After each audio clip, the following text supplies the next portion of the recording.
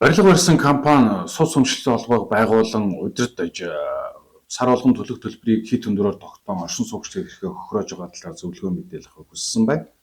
Тэгэхээр сууц өмчлөх шийдэг бол нийтийн зорилт орон сууцны байрыг өмчилж байгаа иргэдийг хилдэг.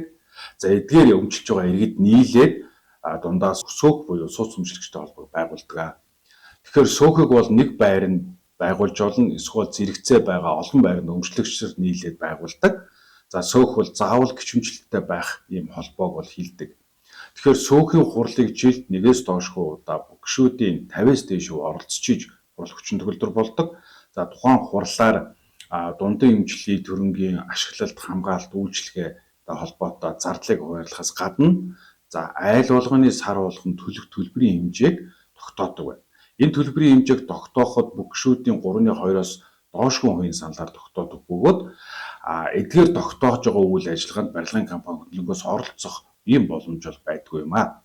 Тэгэхээр сууц өмчлөгчтэй холбооны гишүүд нь орон сууц өмчлөгчд байдаг бөгөөд орон сууц өмчлөгч нар дундаа хамтран хурлаа хийж шийдвэр гаргадаг ийм хуулийн зохицуулалттай юм шүү.